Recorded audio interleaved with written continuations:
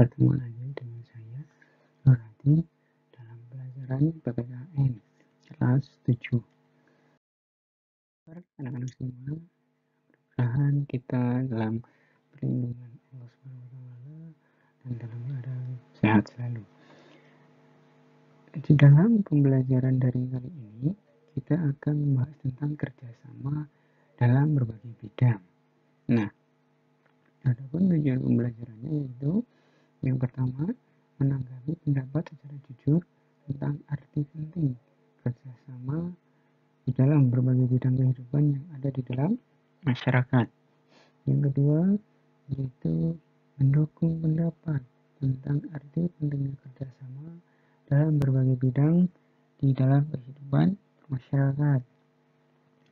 Yang ketiga, yaitu menganalisis pentingnya kerjasama dalam berbagai bidang kehidupan di masyarakat. Yang keempat, bertanggung jawab dalam bekerja sama di dalam berbagai bidang di dalam kehidupan bermasyarakat. Nah, yang pertama, kita akan belajar tentang makna kerjasama dalam hidup masyarakat. Kerjasama itu memiliki arti kegiatan atau usaha yang dilakukan oleh beberapa orang, bisa dilakukan oleh lembaga, pemerintah, dan sebagainya untuk mencapai tujuan bersama. Jadi minimal seseorang itu bisa dikatakan bekerja sama itu harus dilakukan oleh lebih dari satu orang. Jadi bisa 2 orang itu adalah paling minimal untuk kita dapat dikatakan sebagai bekerja sama. Nah, untuk apa? Yaitu untuk mencapai suatu tujuan bersama. Jadi tujuan itu ditentukan oleh kedua orang atau lembaga atau pemerintah.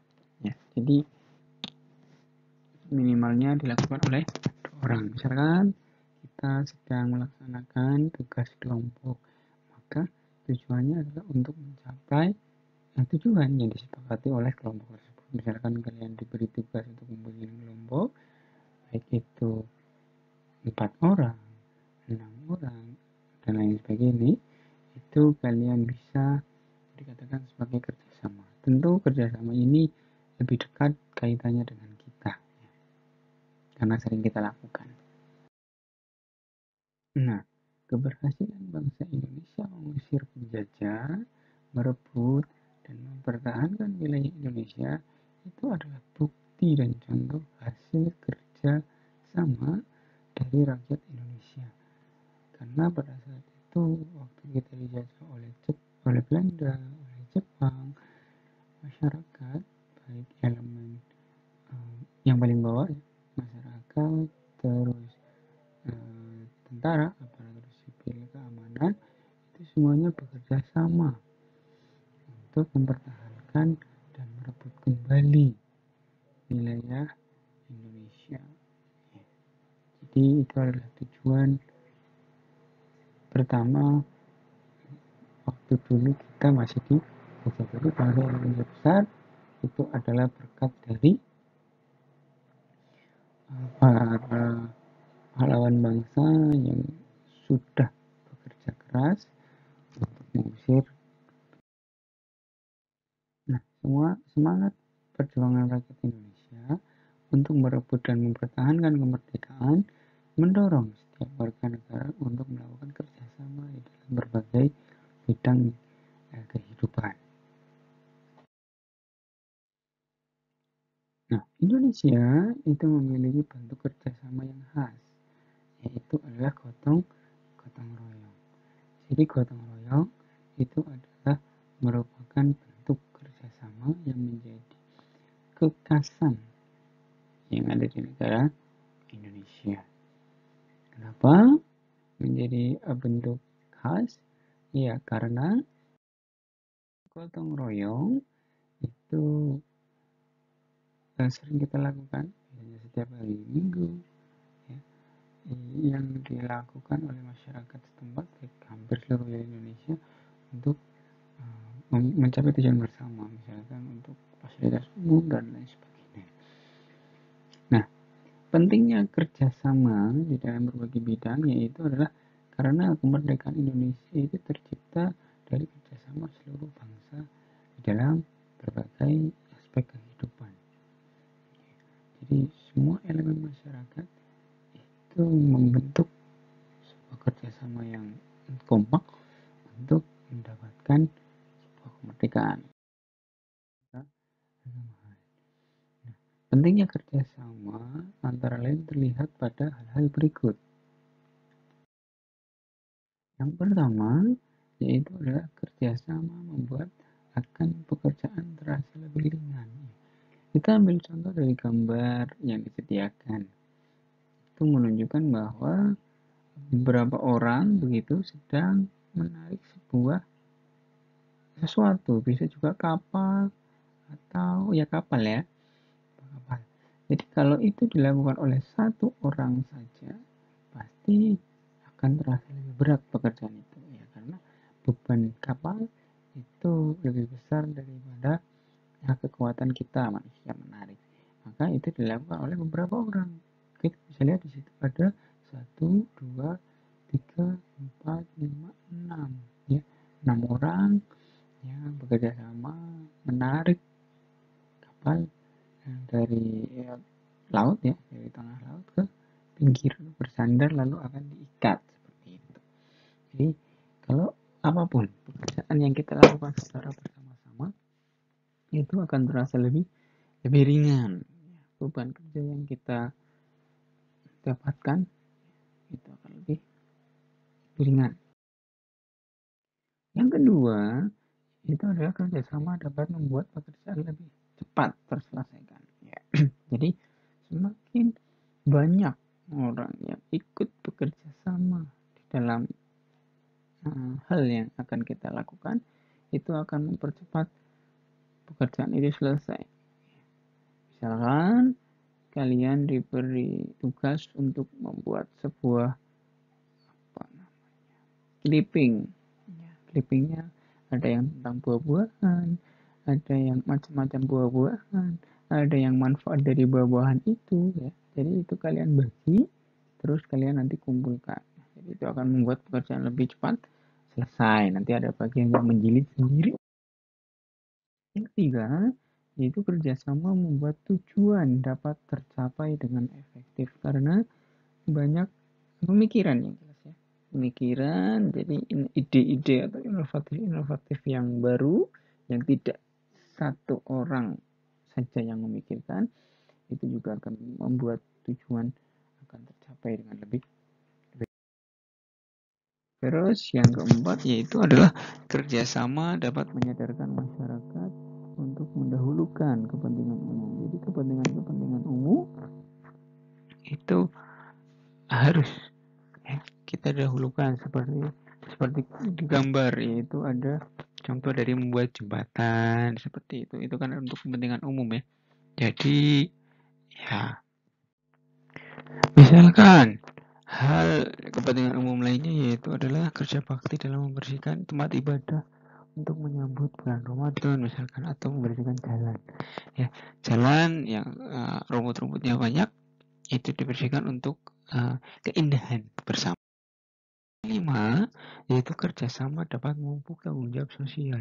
Jadi orang yang melakukan kerjasama itu mempunyai tanggung jawabnya masing-masing. Nah, kita akan bisa melihat tanggung jawab seseorang itu bisa terselesaikan atau tidak seperti itu. Jadi itu melatih mental dari tanggung jawab setiap individu. Nah, biasanya orang-orang yang sudah diberikan kepercayaan seperti itu, ya selain untuk melatih individu juga akan nantinya melatih kepercayaan diri dari orang tersebut. Yang keenam, yaitu kerjasama dapat meningkatkan rasa setia kawan. Iya, jadi kita bisa, kalau pekerjaan kita sudah selesai, kita bisa membantu ya pekerjaan teman kita yang belum selesai seperti itu. Jadi kita juga harus menunggu pekerjaan teman kita lalu untuk menggabungnya menjadi satu. Jadi memang ada rasa setia kawan. Yang ketujuh yaitu kerjasama dapat memupuk rasa kebersamaan. Ya, jadi beban yang kita dapatkan itu bisa kita merasakan kebersamaan itu. Jadi kita diskusi, kita bertukar pendapat di situ. Jadi itu adalah hal-hal yang bisa memupuk rasa kebersamaan, satu rasa seperti itu ya. Yaitu kerjasama dapat mempererat tali persaudaraan. Ya karena ya tadi kebersamaan tadi akan membuat kita ya bisa saling membantu. Karena kan kecerdasan setiap anak, setiap orang itu kan berbeda. Jadi kita harus ya kira-kira kesana kesini untuk membantu pekerjaan yang nantinya itu juga akan menjadi milik kita, jadi milik bersama. Ke-9 yaitu kerjasama dapat menciptakan kerukunan. Ya karena ada diskusi di situ, diskusi tentang kebersamaan, tentang mencapai tujuan. Jadi mau tidak mau kita harus rukun. Jadi kalau misalkan kita tidak rukun dengan satu kelompok, ya yang terjadi akan hanya terjadi keributan ya. Jadi tidak akan menyelesaikan pekerjaan kita nanti. Yang ke-10 yaitu adalah kerjasama dapat menumbuhkan rasa persatuan dan kesatuan ya. Jadi diambil dari kemerdekaan Indonesia tadi bahwa kemerdekaan kita diraih dengan yang namanya kebersamaan untuk menumbuhkan persatuan. Lalu setelah kita membuat persatuan, kekuatan kita akan terkumpul menjadi sebuah kesatuan yang mana itu untuk menjadi kekuatan dalam mengusir penjajah. Jadi baik dalam konsolidasi atau dalam berperang ya seperti itu. Itu adalah sesuatu yang memang kita pernah dapatkan. Ya, seperti itu. Terus yang C yaitu bentuk-bentuk di dalam kerjasama di dalam berbagai bidang masyarakat. Ya, jadi gotong royong menjadi cara hidup rakyat Indonesia sejak sebelum kemerdekaan. Jadi gotong royong memang budaya yang sudah sangat lama umurnya. Jadi sebelum bangsa Indonesia.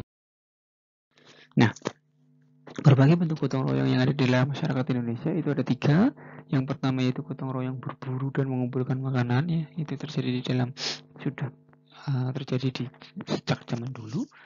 Yang kedua yaitu gotong royong dalam bercocok tanam.